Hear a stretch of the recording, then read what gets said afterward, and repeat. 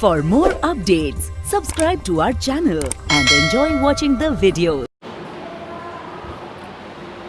Hello everyone, मैं हूं जरार खान और हम लोग पढ़ रहे हैं क्वाड्रेटिक इक्वेशन क्लास 10 मैथमेटिक्स का। और आज हम डिस्कस करने वाले हैं इस क्वाड्रेटिक इक्वेशन के पार्ट डिस्क्रिमिनेंट के बारे में, ठीक है, जिसमें आप जानते हैं कि क्वाड्रेटिक इक्वेशन बहुत इंपॉर्टेंट है और उन सब में डिस्क्रिमिनेंट का बहुत बड़ा रोल है, वो तो और ही अलग ही एकदम ज़बरदस्त इंपॉर्टेंस रखता है, ठीक है।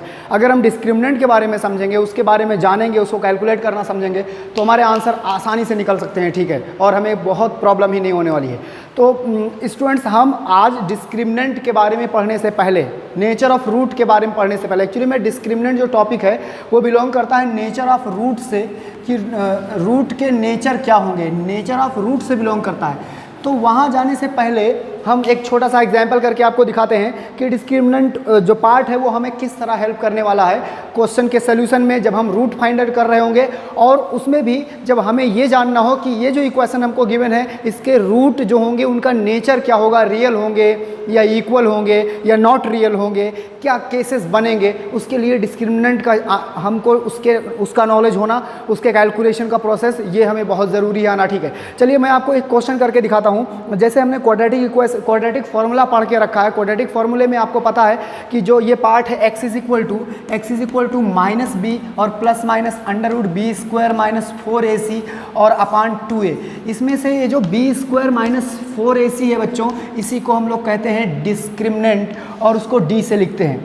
ये बात हमने आपको उस लेक्चर में भी बताई होगी और यहाँ पर भी बता रहा हूँ। और इससे जुड़े बाकी के जो पिछले लेक्चर है, अगर आपने उनको नहीं देखा तो आपने बड़ी गलती कर दी है, क्योंकि आप जब तक वो नहीं देखेंगे आप ये समझ ही नहीं पाएंगे कि ये कैसे हो गया। और ये तो डेफिनेशन है, आपने समझ लिया b square minus 4ac equal to discriminant, तो वो बात आपको समझ में आती है। बट आप ये कैसे जानेंगे कि ये क्या है, ये कहाँ से आया, क्यों आया, कैसे आया, इसका यूज़ क्या है, ये सब जानने के लिए आपको पिछले लेक्चर्स को देखना पड़ेगा और उसकी लिंक डिस्क्रिप्शन में रहेगी, आप वहाँ जाके उसको देख सकते हैं। तो अगर मैं आपको बताने वाला हूँ कि ये हमको किसी भी क्वाड्रेटिक इक्वेशन को सॉल्व करने में हेल्प कैसे करने वाला है। एकदम छोटा सा एग्जांपल मैं लेता हूं, ठीक है, और मैं आपको बताता हूं। देखिए, आपको सबसे पहले ये कंफर्म है कि आप जानते हैं कि जो क्वाड्रेटिक इक्वेशन है उसका स्टैंडर्ड फॉर्म ये होता है x square plus b x plus c is equal to 0। This is the general and standard form of the quadratic equation. From here, if any equation is given to you, first of all you will compare the given equation with this standard equation and you will equate the value of a, b and c from the given equation. जैसे example के लिए मैं बोलूँ आपको कि मेरे पास एक equation है और वो लिखा हुआ है, एक सिंपल सा इक्वेशन ले रहा हूँ. Now this is the given quadratic equation and we want to find the solution or we want to find the root of this quadratic equation. For that we must compare it with the standard equation to calculate the value of a, b and c. And when you will compare these two equation, you will get a is equal to 1a, x square का coefficient a है, यहाँ पर x square का coefficient 1 है, b is equal to -5, x का coefficient b है, यहाँ पर एक्स का कोफिशिएंट -5 है, c equal to 6, constant term c है, कॉन्स्टेंट टर्म वहाँ पर 6 है। ये आपने निकाल लिया। आपको पता है मैं क्या करने वाला हूँ, मैं यहाँ पर इसका रूट निकालने वाला हूँ। मैं फाइंड करना चाहूँगा कि इस क्वाड्रेटिक इक्वेशन के रूट क्या होंगे। और आपके पास तरीके हैं, कंप्लीटिंग स्क्वायर मेथड है, फैक्टराइजेशन मेथड है और एक श्रीधराचार्य जी का फॉर्मूला है जिसको क्वाड्रेटिक फॉर्मूला कहा जाता है और वो यहाँ पर लिखा हुआ है और हम उसको सॉल्व करने वाले हैं with the help of quadratic formula.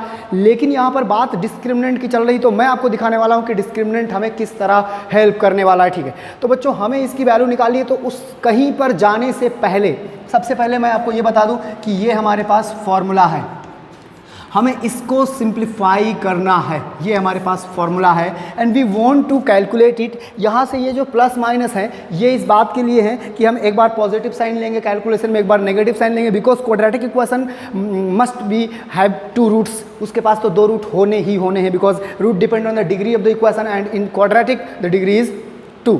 तो ये हमारे पास फॉर्मूला है। हम डायरेक्ट इनकी वैल्यूज पुट करके एक लंबा सा कैलकुलेशन कर सकते हैं, बट हम वहाँ नहीं जाने वाले हैं। हम सबसे पहले क्या करेंगे, डी की वैल्यू निकालेंगे। डी की वैल्यू क्या होती है, बी स्क्वायर माइनस 4ac।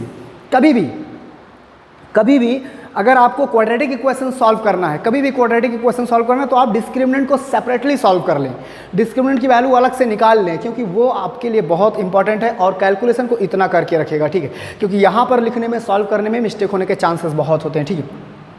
तो अब देखेंगे आप, b मतलब -5 square -4a means 1 and c means 6। तो वैल्यू देखेंगे 25 - 24, यहाँ पर कितना आ गया, d की वैल्यू। एक्चुअली में d ये है और हमें यहाँ पर अंडर रूट डी की ज़रूरत है, तो अगर मैं इसका स्क्वायर रूट करने लगूँ तो भी हमें आंसर 1 मिलेगा बच्चों, कोई प्रॉब्लम की बात नहीं। अब देखिए ये इक्वेशन है, इस इक्वेशन में हमें वैल्यू पुट करनी है, तो x is equal to minus, और b का मतलब है -5, ठीक, प्लस माइनस 1/2 इंटू 1। देखिए कितना आपको इजी कर गया। अब आप देखेंगे यहाँ पर 5 प्लस माइनस 1/2 हो गया, ये x है। मैं आपसे बोला कि ये प्लस और माइनस इस बात के लिए है कि एक बार हम पॉजिटिव लेंगे और एक बार हम नेगेटिव लेंगे। तो अगर हम पॉजिटिव ले लें x is equal to taking positive, तो यहाँ पर आ जाएगा देखिए 5 plus 1/2 equal to 3 mean 6/2 equal to 3। अगर हम नेगेटिव ले लें बच्चों तो हमें मिलने वाला है 5 minus 1/2 is equal to 4/2 means 2। तो ये देखिए नेगेटिव और पॉजिटिव लेने पर हमारे आंसर आ गए। अब आप सोचिए कितना ईजी है, इसी को अभी कंप्लीट करते तो ये स्क्वायर करते, वो ऐड करते, ये सेपरेट करते, ये स्क्वायर बनाते, रिमूव करते, बहुत कुछ करते, फैक्टर करते तो भी काफ़ी लंबा प्रोसेस था। बट यहाँ पर क्योंकि ये माइंड का सेटअप होता है ना, वो उसको लगता है कि काम हल्का हो गया है। जैसे यहाँ पर देखिए आपने ये कैलकुलेट किया, वर्क सब कुछ उतना ही है, पर ये आपको लगता है कि हमारे लिए बहुत ईजी पड़ेगा। हम पहले डिस्क्रिमिनेंट निकालेंगे, जो भी वैल्यू आएगी उसका स्क्वायर रूट निकालेंगे और स्क्वायर रूट की वैल्यू यहाँ पुट करके और उसके बाद सिंप्लीफाई कर लेंगे, आसानी से आंसर मिल जाएगा।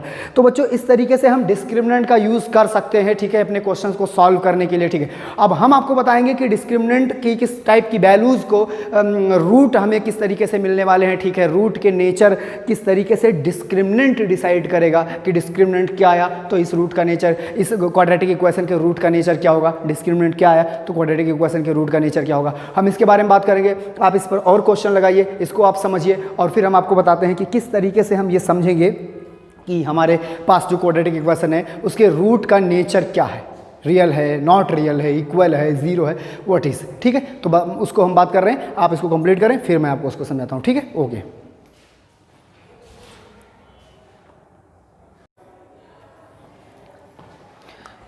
हेलो बच्चों, अब हम समझेंगे, अपना आज का टॉपिक समझेंगे कि what is, how can be check the nature of the root. Root के नेचर हम कैसे समझ सकते हैं कि हमारे पास जो गिवन क्वाड्रेटिक इक्वेशन है उसके जो रूट हैं उनका नेचर क्या है, इस बात को हम कैसे समझेंगे वो अब हम यहाँ से सीखने वाले हैं। तो सबसे पहले कुछ भी करने से पहले हम ये समझ लेते हैं कि हमारे पास एक क्वाड्रेटिक इक्वेशन है, x square plus b x plus c is equal to 0, quadratic equation. We wants to know about the nature of the root of this quadratic equation. For that we should calculate, we must calculate the discriminant and we will observe that what type of result the discriminant giving, and on the basis of those results we will decide the nature of the root. Okay, so let's first of all you will calculate discriminant। आप जानते हैं कि जब हम discriminant calculate करेंगे तो हमारे पास 3 possibilities हैं। 3 possibilities मीन्स एक पॉसिबिलिटी हमारे पास है जिसमें हमारी d की वैल्यू 0 से बड़ी आएगी, पॉजिटिव होगी, कुछ भी हो सकती है। एक पॉसिबिलिटी हमारे पास है जिसमें हमारी d की वैल्यू इक्वल टू 0 हो सकती है, हो सकता है 25 माइनस 25 या 24 माइनस 24 या कुछ भी ऐसा आ जाए जिसमें d की value b square minus 4ac 0 हो सकती है। और एक तीसरी पॉसिबिलिटी ये है बच्चों कि हमारे पास जो d की वैल्यू निकल कर आएगी डिस्क्रिमिनेंट वो लेस देन 0 भी हो सकती है। तो इन्हीं तीनों के बेस पर हम रूट का नेचर डिसाइड करेंगे। सपोज कर लीजिए ये आपका डिस्क्रिमिनेंट है b स्क्वायर माइनस 4ac, ये है आपका डिस्क्रिमिनेंट, ठीक है। अब हम बात करते हैं सबसे पहले नेचर ऑफ रूट की बात कर रहे हैं। Discriminant b square minus 4ac if, यहाँ पर मैं लगाता हूँ इफ दिस इज इक्वल जो है ग्रेटर देन 0। अगर हम बात करें कि इसकी जो वैल्यू है वो ग्रेटर देन 0 आ रही है, ग्रेटर देन 0 का मतलब है आप समझ सकते हैं एग्जाम्पल के लिए कि वो कुछ भी हो सकती है 1, 2 या कुछ फ्रैक्शन में चली जाए, फ्रैक्शन में जा सकती है या फ्रैक्शन पार्ट में चली जाए, डेसिमल में, लाइक दैट कुछ भी। तो ये जो कुछ ऐसे रिजल्ट्स आएंगे, मैं एक एग्जांपल ले रहा हूँ और भी बहुत कुछ हो सकते हैं, तो उसको हम ग्रेटर देन 0 बोलेंगे। जब कभी हमारे पास जो डिस्क्रिमिनेंट है उसकी वैल्यू ग्रेटर देन 0 आएगी तो हमारे पास जो क्वाड्रेटिक इक्वेशन है उसके रूट जो होंगे वो रियल होंगे। This implies roots will real and unequal. कैसे होंगे? रियल होंगे, अनइक्वल होंगे। एग्जाम्पल के लिए अभी ने कि आपने क्या देखा था, अगर हम इस पर एग्जाम्पल करें, फॉर एग्जाम्पल आपको मैंने एक क्वाड्रेटिक इक्वेशन लिखा था, क्या था वो, x square minus 5x plus 6 is equal to 0। ये वाला क्वाड्रेटिक इक्वेशन मैंने आपको अभी लिख के दिया। आपने देखा कि जब हम इसके डिस्क्रिमिनेंट को कैलकुलेट करते हैं तो डी की वैल्यू 1 आती है, जो 0 से बड़ी है मीन्स पॉजिटिव है। और फिर आपने देखा था कि इसका रूट क्या क्या आया था, एक वैल्यू आई थी 3 और एक वैल्यू 2 आई थी। ये देखिए दोनों रियल हैं और अनइक्वल हैं, एक जैसे भी नहीं है।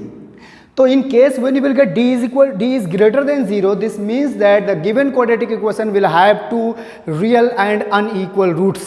ठीक है, यहाँ तक की बात समझ में आ गई।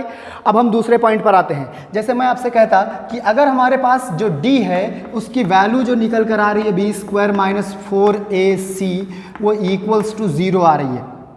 इक्वल टू 0 कुछ नहीं, अप डाउन कुछ नहीं, ना लेस देन ना ग्रेटर देन, वो सीधे इक्वल टू 0 आ रही है। तो हमारे पास जो डिस्क्रिमिनेंट की वैल्यू 0 आ रही है, तो जो क्वाड्रेटिक इक्वेशन होगा उसके रूट कैसे होंगे इस सिचुएशन में आपको मैं बताऊं।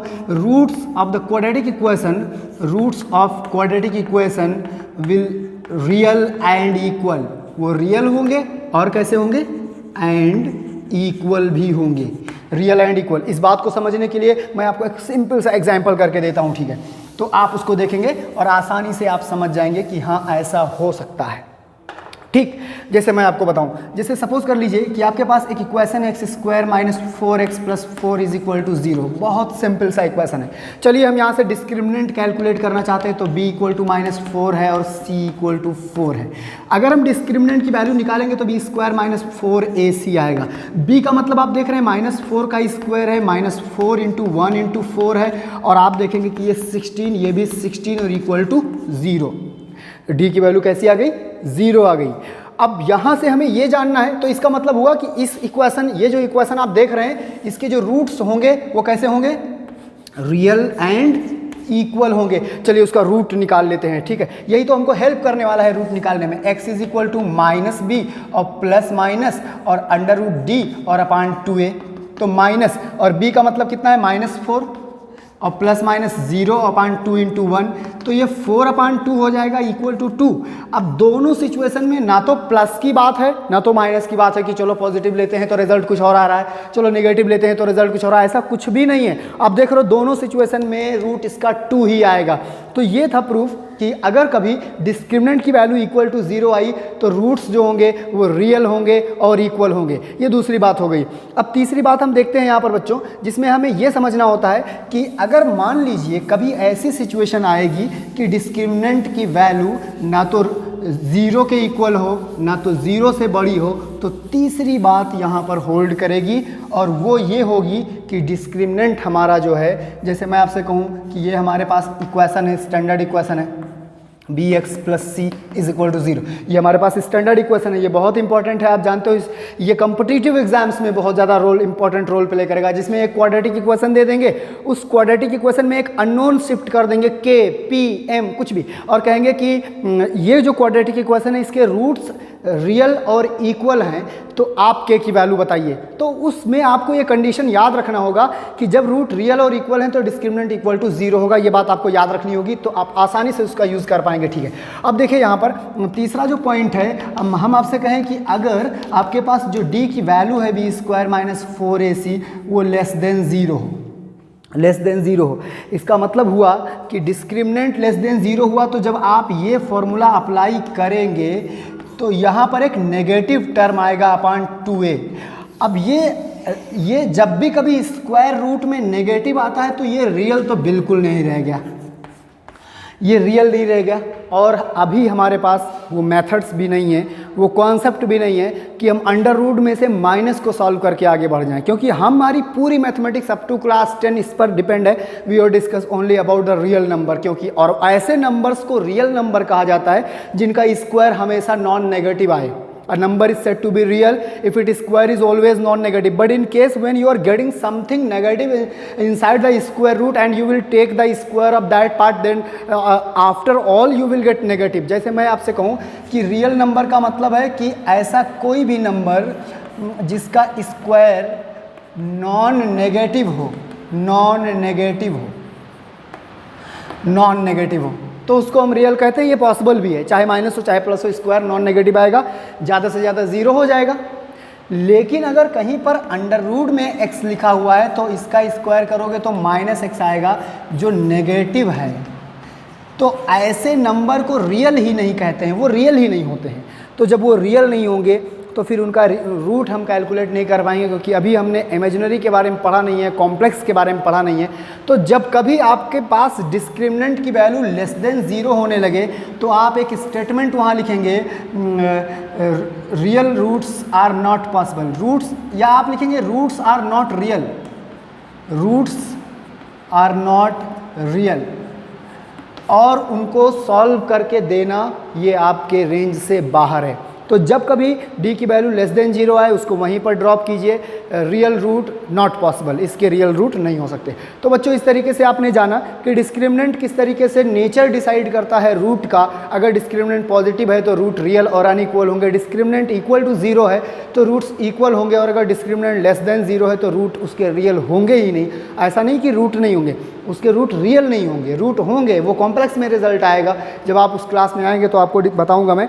तो आपने समझ लिया कि डिस्क्रिमिनेंट किस तरह का रोल प्ले करता है हमारी इस मैथमेटिक्स में, और ये कॉम्पिटिटिव के लिए बहुत इंपॉर्टेंट है, और इसके लिए आपको अच्छे से इसकी तैयारी करनी पड़ेगी, इसको अच्छे से प्रैक्टिस करना पड़ेगा, इन क्वेश्चंस को अच्छे से लगाना पड़ेगा। तो बच्चों ये था हमारा लास्ट पार्ट इस चैप्टर का, ठीक है। अब हम स्टार्ट करेंगे अगले चैप्टर को। कॉन्सेप्ट आप देखें, एक्सरसाइज सॉल्व करें, और अगर कोई प्रॉब्लम आती है तो आप जो है कमेंट सेक्शन में अपने प्रॉब्लम या अपने व्यूज़ या अपने सजेशन आप दे सकते हैं, अपना फीडबैक। Okay, thank you.